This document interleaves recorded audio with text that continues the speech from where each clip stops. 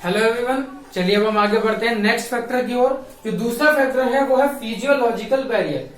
देखिए, physiological barrier में कुछ पॉइंट्स हैं, कुछ बैरियर्स के नाम हैं। सबसे पहले आप ये नाम देख लीजिए, उसके बाद हम वन बाय वन इनको समझेंगे।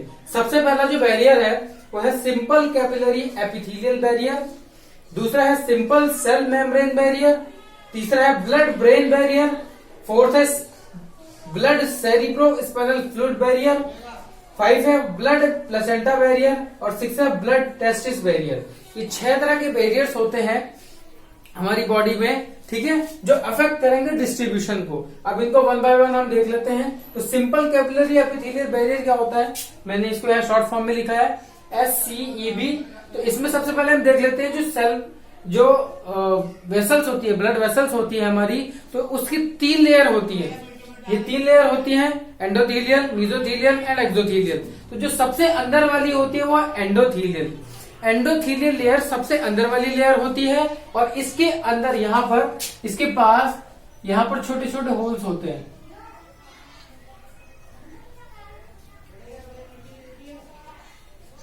छोटे छोटे होल्स होते हैं जिनके थ्रू ड्रग पास हो जाती है, ड्रग एब्जॉर्ब हो जाएगी, ड्रग डिस्ट्रीब्यूट होगी।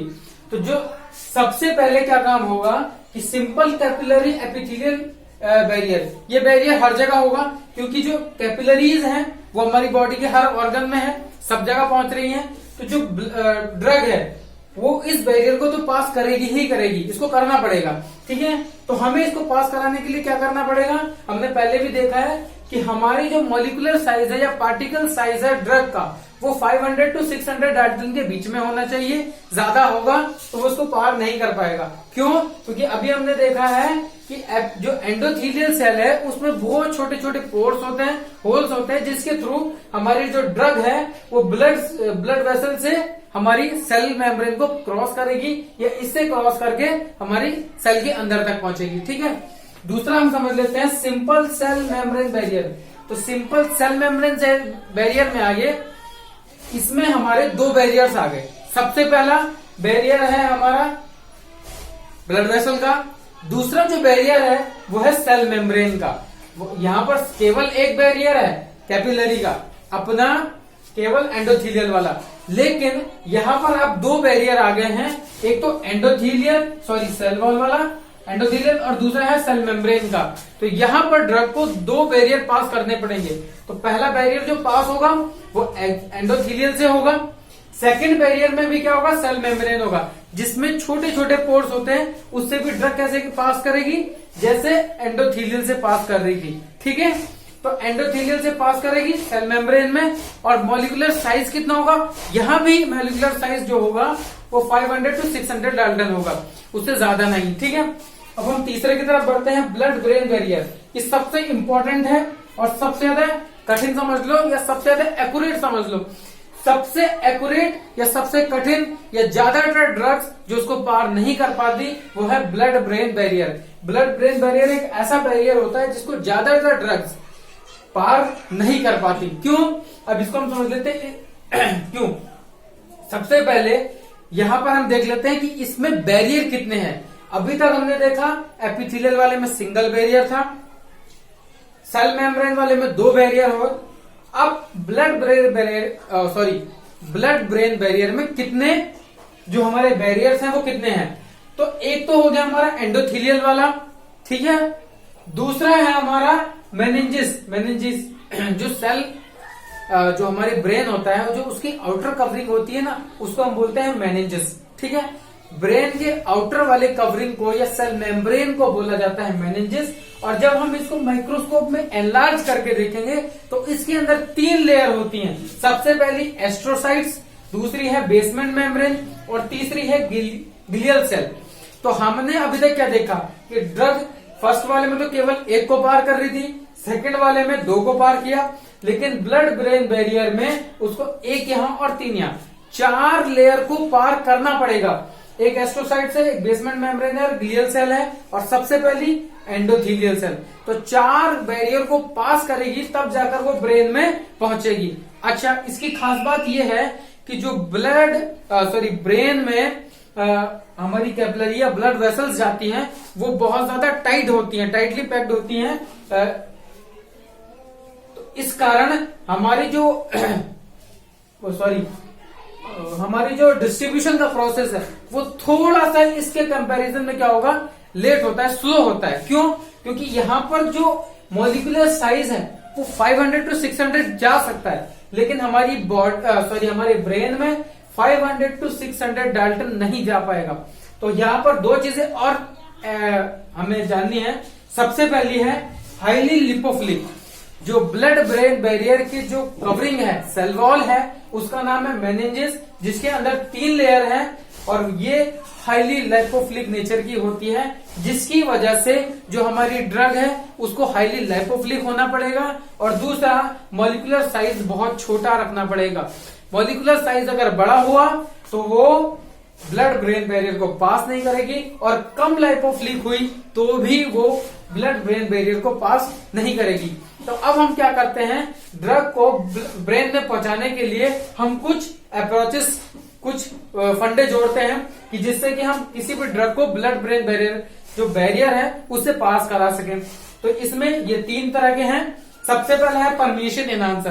परमिशन एनहांसर का मतलब होता है कि ऐसा सब्सटेंस, ऐसा केमिकल मॉलिक्यूल जो हमारी बॉडी में परमिशन को एनहांस कर दे। मतलब जो अभी तक हम क्या कर रहे थे, परमिशन एनहांसर का मतलब है कि वो हमारी ब्रेन में दवाई को पहुंचा दे। एग्जाम्पल है इसका डाइमिथाइल सल्फोक्साइड। डाइमिथाइल सल्फोक्साइड को अगर मैं किसी भी ड्रग के साथ मिक्स कर दूंगा तो वो हमारे ब्लड ब्रेन बैरियर को पास कर देगी। क्यों? क्योंकि वो उसकी हाईली लाइपोफिलिसिटी बढ़ा देगी। उसकी लाइपोफिलिसिटी को कई गुना बढ़ाने की वजह से वो उसको कई गुना बढ़ा देगी, जिसकी वजह से जो ब्लड ब्रेन बैरियर है वो उसको पास कर देगा। कौन सा सब्सटेंस? Dimethyl sulphoxide. ये बहुत इंपॉर्टेंट है, इसको याद रख लीजिए। डाइमिथाइल सल्फोक्साइड एक ऐसा केमिकल मॉलिक्यूल है जो परमिशन एनहांसर का काम करता है, जो हमारी बॉडी में ब्लड ब्रेन बैरियर को पास करवा सकता है, पार करा सकता है। ठीक है। दूसरा है प्रोडक्ट। प्रोडक्ट का मतलब ये होता है कि हमने किसी ड्रग के ऊपर, ये हमारी ड्रग है, उसके ऊपर एक कवरिंग कर दी और ब्लड ब्रेन बैरियर को पास होने के बाद ये प्रो अलग हो जाएगा और ड्रग अलग हो जाएगी। तो प्रो ड्रग क्यों यूज कर रहे हैं कि हमारी जो प्रो फॉर्म है, ये प्रो क्या करता है, हमारी ड्रग को कवर अप कर देता है, उसकी लाइपोफिलिसिटी बढ़ा देगा, जिसकी वजह से ब्लड ब्रेन बैरियर पास होगी ड्रग और वो पहुंच जाएगी हमारे ब्रेन तक। जैसे कि एग्जांपल है डोपामीन और लीवोडोपा। डोपामीन को अगर हम लीवो फॉर्म में रखेंगे तो उसकी हाईली लाइपोफिलिक नेचर होने के कारण वो ब्लड ब्रेन बैरियर को पास कर लेगी। ये सबसे ज्यादा इंपॉर्टेंट है, जो क्वेश्चन एग्जाम में पूछा जाता है और कॉम्पिटिटिव एग्जाम्स में भी आता है। क्यों? ज्यादातर दवाइयां इसलिए हमारी ब्लड ब्रेन बैरियर को पास नहीं कर पाती क्योंकि इसके अंदर उसको 4 बैरियर्स को पार करना पड़ेगा। सबसे पहली लेयर है एंडोथीलियल, दूसरी है एस्ट्रोसाइट्स, तीसरी है बेसमेंट मेम्ब्रेन, उसके बाद है ग्लियल सेल। तब जाके वो ब्लड ब्रेन बैरियर को पास करेगी और तब जाकर हमारी दवाई ब्रेन में जाएगी। उसके बाद उसका फार्माकोलॉजिकल एक्शन आएगा रिसेप्टर से जुड़ने के बाद। ठीक है।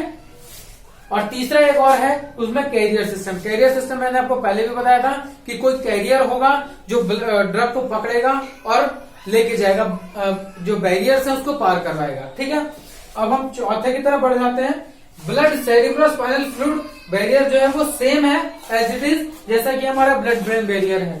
ठीक है। इसमें कोई ज्यादा खास नहीं है। इसमें भी हाईली लाइपोफिलिसिटी का मतलब होता है कि अगर हमारा ब्लड ब्रेन, अगर हमारी कोई दवाई है जो ब्लड ब्रेन बैरियर को पास कर सकती है तो वो दवाई हो सकता है ब्लड सेरिब्रोस्पाइनल फ्लूइड को भी पार कर जाए, क्योंकि ये भी ऑलमोस्ट सिमिलर होते हैं। ठीक है। अब हम 5 नंबर पे चलते हैं, ब्लड प्लेसेंटा बैरियर। तो ब्लड प्लेसेंटा बैरियर का मतलब होता है जो एक प्रेग्नेंट लेडी होती है, एक प्रेग्नेंट लेडी में जो मदर को कनेक्ट करके रखता है उसकी फीटस के साथ, उसको बोलते हैं प्लेसेंटा। प्लेसेंटा क्या है? एक ब्रिज का काम करता है जो मदर को फीटस से जोड़े रखता है। ठीक है। तो इसी प्लेसेंटा के जरिए जितनी भी ड्रग होती हैं, जो न्यूट्रिएंट होते हैं, वो सब मदर से फीटस में जाते हैं। अच्छा, यहाँ पर सबसे ज्यादा जानने वाली बात यह है कि इसमें जो मॉलिक्यूलर साइज है ड्रग का वो 1000 डाल्टन तक चली जाएगी। मतलब अगर किसी ड्रग का मॉलिक्यूलर साइज ज्यादा है 500 to 600 से ज्यादा 1000 तक, तो भी वो प्लेसेंटा के बैरियर को पार कर सकती है और फिटस तक जा सकती है। इसीलिए प्रेगनेंसी के टाइम में हमें लेडीज को बहुत सोच समझ के दवाई दी जाती है, क्योंकि ज्यादातर ड्रग जिनका molecular weight molecular size 100,000 Dalton तक का होगा वो ब्लड प्लेसेंटा बैरियर को पार कर जाएगी और हमारी फीटस को इफेक्ट पहुंचा सकती है। साइड इफेक्ट भी हो सकते हैं और एडवर्स इफेक्ट भी हो सकते हैं। इसीलिए प्रेग्नेंट लेडी को बहुत सोच समझ के दवाई दी जाती है। नंबर 6 है ब्लड टेस्टिस बैरियर।